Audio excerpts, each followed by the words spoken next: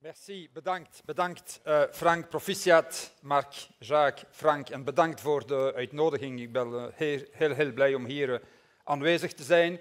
Ik geloof in de sterkte van de gemeenschappelijke socialistische actie. Het is niet altijd gemakkelijk.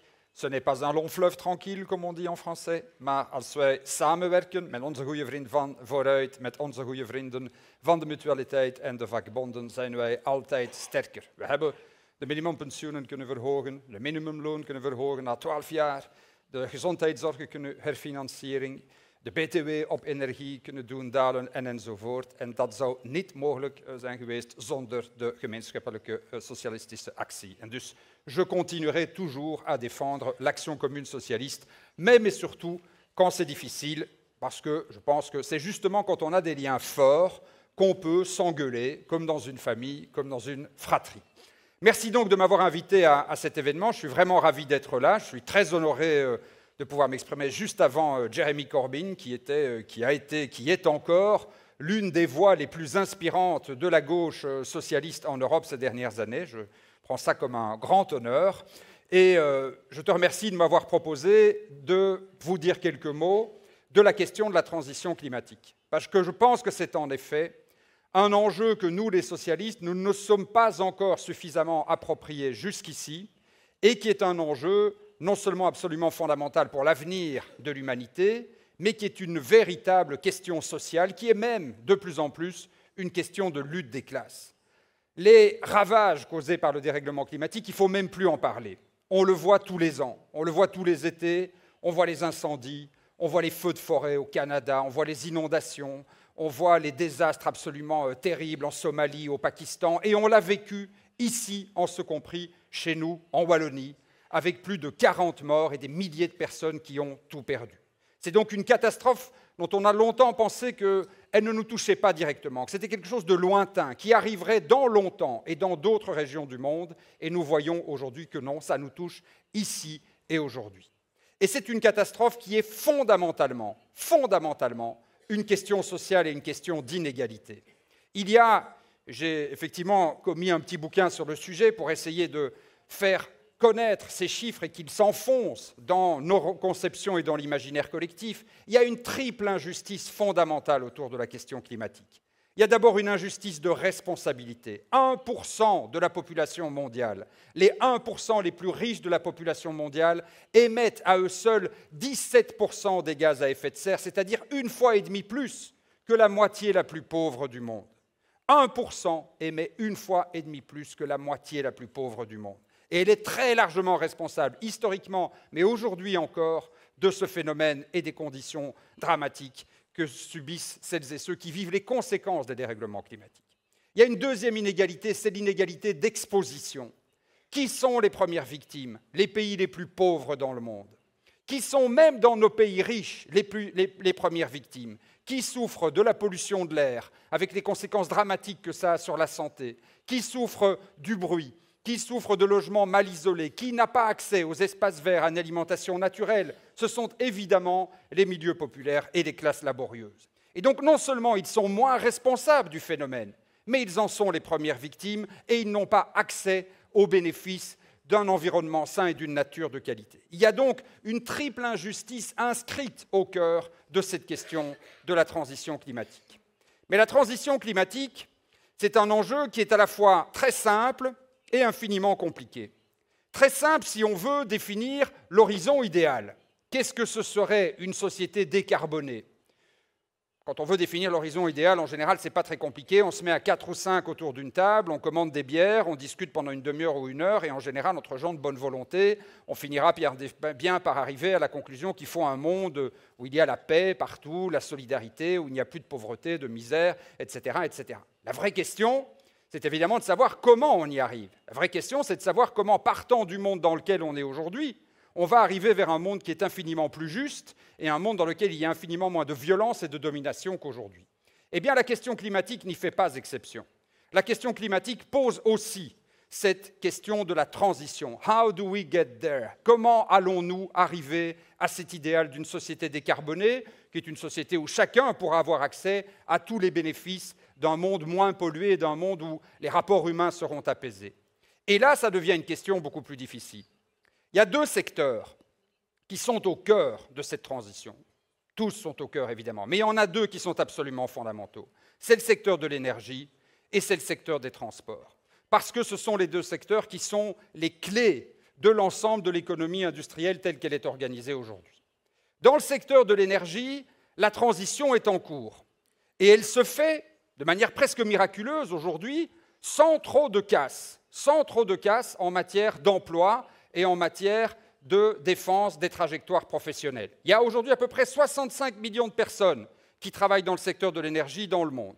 Eh bien, depuis l'année dernière, il y a plus de travailleurs dans les énergies renouvelables que dans les énergies fossiles. Il y a 35 millions de travailleurs dans les énergies renouvelables et 30 millions dans les énergies fossiles. Et ça vaut aussi dans l'Union européenne. Il y a environ 1 million de travailleurs encore dans l'Union européenne dans le charbon, le gaz et le pétrole, et 1,2 million dans les énergies renouvelables.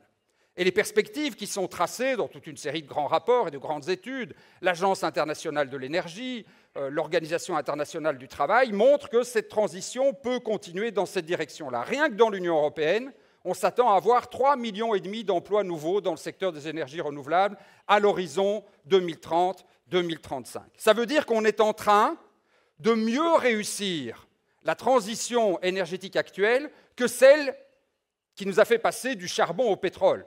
Quand on est passé du charbon au pétrole, vous vous en souvenez, moi je viens de Charleroi, je viens d'un des hauts lieux de l'industrie sidérurgique, un des hauts lieux de l'industrie et de l'extraction du charbon, et nous avons vécu année après année la fermeture des charbonnages et puis la fermeture des entreprises qui vivaient du charbon et du coke qui en était le dérivé, avec des destructions d'emplois absolument dramatiques qui ont complètement déstructuré le tissu industriel.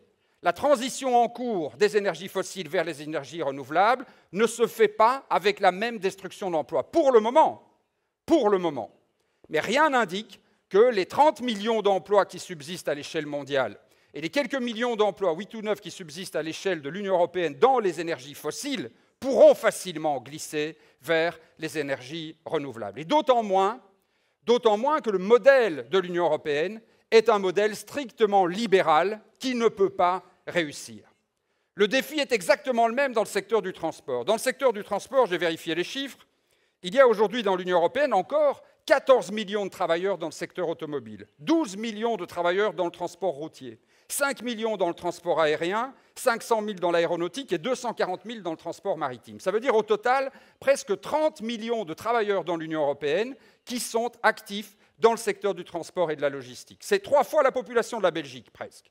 C'est donc un secteur extrêmement important, extrêmement stratégique. Et où, là, ne nous cachons pas, la transition va être compliquée. La transition va être compliquée dans les années à venir.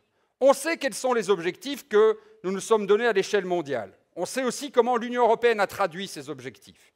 Il faudra moins de déplacements, il faudra des déplacements davantage collectifs, et il faudra des déplacements davantage moins polluants que ceux que nous avons aujourd'hui si on veut réduire ces fameuses émissions de gaz à effet de serre, puisqu'elles représentent à peu près 1/5 du total des émissions aujourd'hui.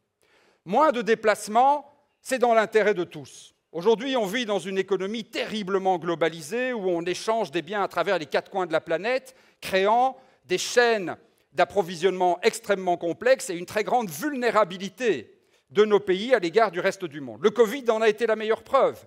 Il suffit que le monde s'arrête pendant quelques jours et on s'aperçoit qu'en Belgique, on n'est même plus capable d'avoir des antidouleurs, d'avoir des masques pour protéger le personnel soignant ou d'avoir des bonbonnes d'oxygène. Parce que tout ça, nous l'avons externalisé depuis très longtemps vers d'autres régions du monde et vers la Chine en particulier. Relocaliser une partie de notre production industrielle, la partie la plus fondamentale, réduire les chaînes d'approvisionnement, mieux protéger nos marchés avec une taxe carbone aux frontières est dans l'intérêt de l'Union européenne et dans l'intérêt des travailleurs au même titre que c'est dans l'intérêt et dans la nécessité de la transition climatique.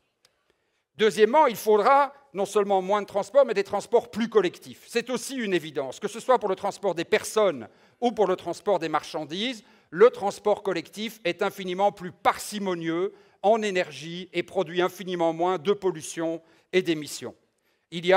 On met 150 camions sur une péniche, on met une douzaine ou une vingtaine de voitures dans un tram.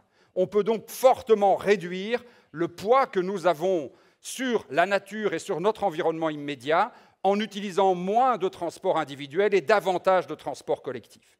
Et puis, il faut des déplacements qui soient aussi moins polluants. Il faut passer progressivement, ça a été dit dans les débats précédents, vers des énergies non fossiles qui n'émettront plus ni dans leur production ni dans leur consommation de polluants qui affectent notre santé et de gaz à effet de serre. Et donc, il faudra progressivement électrifier l'ensemble de ces secteurs. Alors ça, c'est facile à dire. Ça, c'est la vision à long terme. Se dire, oui, ça, tout ira très bien, on aura relocalisé notre production, on aura davantage de transports collectifs, on polluera moins, on pourra donc aussi en profiter pour améliorer les conditions de travail, améliorer les salaires, améliorer, puisque ce sont des secteurs qui sont déjà en tension et en pénurie aujourd'hui, l'ensemble des composantes du contrat de travail. Tout ça est une perspective, évidemment, qui n'est que positive dans l'absolu. Sauf que tout dépend de la manière dont ça va être fait. Et aujourd'hui, à l'échelle de l'Union européenne, il ne faut pas s'en cacher, le credo, la foi pratiquement religieuse qui est portée par les institutions, c'est la foi dans le marché. Bien sûr, il y a quelques grands investissements dans des infrastructures ferroviaires et fluviales. Bien sûr, il y a quelques normes pour la transformation des moteurs thermiques en moteurs électriques, par exemple, que ce soit pour les voitures ou que ce soit pour les camions. Mais l'essentiel de la politique européenne en matière de transition climatique, et notamment dans le secteur du transport, repose sur la foi dans la concurrence, sur la foi dans le libre marché, sur la foi dans la libéralisation des marchés qui est censée tout régler. Or, nous avons vu que ça n'a rien réglé en matière énergétique en particulier. En matière énergétique, on nous avait promis que ça permettrait une transition massive vers le renouvelable. Elle est beaucoup moins forte que ce qui avait été annoncé. On nous avait promis la sécurité d'approvisionnement, elle est aussi beaucoup plus faible que ce qui avait été annoncé, et on nous avait promis un contrôle des prix et une stabilité des prix, voire une baisse des prix, et on observe qu'on a en fait exactement le contraire. Toutes les promesses tenues par ceux qui nous prétendaient qu'une réforme néolibérale de l'énergie allait nous apporter le meilleur des mondes se sont avérées fausses. Et en particulier, nous voyons combien nous restons terriblement dépendants des pays producteurs d'énergie fossile et combien ça a un impact catastrophique sur notre industrie et sur le pouvoir d'achat des ménages quand, par exemple, on l'a vu l'an dernier, les prix du pétrole, les prix du gaz explosent et que les prix de l'électricité, qui sont artificiellement liés au prix des énergies fossiles, explosent eux aussi, produisant une surcroît de dépenses absolument insurmontable pour les ménages. Il y a donc là une vulnérabilité fondamentale dans le modèle. Et la question se pose exactement de la même manière pour les autres secteurs, et notamment le secteur du transport. Et c'est pour ça qu'il faut que nous, forces de gauche, nous plaidions, chacun là où il est, politique, syndical, mouvement associatif et citoyen, pour un renversement complet de ce modèle européen, pour un vrai Green Deal européen qui soit une transition organisée selon les principes d'une planification écologique, sociale et démocratique. Le marché ne marche pas. La libéralisation a fait la démonstration de son échec. Il faut donc passer à autre chose. Et autre chose, c'est une planification. Oui, quand on voit qu'il faudra parcourir moins de kilomètres, avec d'autres types de carburants, avec d'autres types de véhicules, on sait que cela va avoir des conséquences extrêmement importantes sur toutes les chaînes d'approvisionnement, que ça va avoir des conséquences extrêmement importantes sur la production, l'entretien des véhicules, que ça va avoir des conséquences fondamentales sur le travail au quotidien des hommes et des femmes qui sont dans les secteurs du transport et de la logistique. Eh bien, nous devons l'anticiper. Nous ne devons pas attendre que ça se produise. Nous ne devons pas simplement espérer que tout soit réglé parce que les économistes néolibéraux appellent la destruction créatrice. Nous devons au contraire nous dire on peut anticiper ces enjeux, on peut les préparer et on peut organiser par une planification intelligente des normes de la production, par une organisation des transitions professionnelles, par la mise en place de garanties d'emploi, on peut organiser cette transition pour qu'elle se fasse de manière juste et solidaire et non pas au profit de seulement quelques-uns. Ça suppose des investissements massifs, ça suppose des normes, ça suppose des politiques de formation, de reconversion, ça suppose aussi et surtout un changement de méthode. Et je terminerai par là, puisqu'on nous a demandé d'être bref. Un changement de méthode qui doit reposer, je crois, sur 3 éléments de la composante démocratique. Bien sûr, il y a les élections, et les élections sont fondamentales. Moi, je suis un homme politique, et oui, je crois que le bulletin de vote, ça fait la différence. Que selon qu'on vote à gauche ou à droite, ça fait la différence. que selon qu'on rend possible des majorités progressistes ou pas, ça fait la différence. Et je crois que l'enjeu de 2024 est un enjeu fondamental, non seulement ici en Belgique, mais à l'échelle de l'ensemble de l'Union européenne. Ça n'a pas beaucoup été dit, mais la crise a quand même profondément changé les politiques européennes. On a suspendu le pacte de stabilité. Aujourd'hui, on investit massivement et on ne respecte plus du tout les balises du pacte de stabilité. L'Union européenne, pour la première fois, s'est endettée et a créé un vrai système de plan de relance avec quand même 750 milliards. Ce n'est pas assez, mais c'est tout de même 750 milliards, c'est l'équivalent de 5 années de son budget. L'Union européenne a aussi mis en suspens les règles de la concurrence et les règles de marché public. Tout ça pour répondre aux urgences qui étaient celles de la crise du Covid et qui étaient celles de la guerre en Ukraine. Eh bien, ces portes, elles sont aujourd'hui ouvertes. Et il dépend de la gauche qu'on mette le pied dans la porte et qu'on élargisse les brèches qui ont été creusées dans le socle de l'Union européenne, ou bien que la droite referme ces brèches et qu'on en revienne à la vieille recette libérale qui a pourtant fait la preuve de son échec. Le deuxième pilier, c'est évidemment le pilier syndical. Et je n'ai jamais dit aux organisations syndicales ce qu'elles devaient faire, je ne le ferai jamais, mais je ne peux pas m'empêcher de penser qu'historiquement, les grands secteurs clés de l'énergie et du transport ont été les grands secteurs qui ont porté les plus grandes luttes et les plus grandes revendications et les plus grandes victoires sur le plan démocratique. Que c'était les dockers, que c'était les mineurs, que c'était les cheminots, que c'était l'ensemble des travailleurs de ces secteurs qui, en bloquant l'économie pendant un certain temps, ont arraché le suffrage universel, les fondamentaux du droit du travail et de la sécurité sociale. Et souvent, je me prends à rêver. Je me prends à rêver qu'un jour, tous les syndicats du transport et de la logistique d'Europe se disent « il faut mettre fin définitivement au dumping social dans l'Union européenne. Il faut un même statut, avec des mêmes droits, avec un même salaire pour tous les travailleurs du secteur du transport et de la logistique, en ce compris celles et ceux qui aujourd'hui travaillent dans l'économie de plateforme. Et nous allons en faire notre combat central et nous allons nous arrêter un moment pour forcer les institutions européennes à adapter une directive dans ce sens. Après un jour ou deux, les citoyens verraient que les colis d'Amazon commencent à ne plus arriver chez eux. Après 3 ou 4 jours, il y aurait des pénuries de produits frais dans les grandes surfaces. Après une semaine ou deux, l'économie commencerait à s'enrayer et après un mois ou deux, l'économie serait complètement paralysée. Les travailleurs ont dans leurs mains, et en particulier dans ces secteurs qui ont toujours été les secteurs clés de la transition démocratique, un pouvoir potentiel qu'il ne faut jamais oublier. C'est facile à dire, évidemment, mais le garder à l'esprit, c'est aussi prendre confiance dans sa propre capacité de changer le monde. Et puis enfin, il y a l'action citoyenne.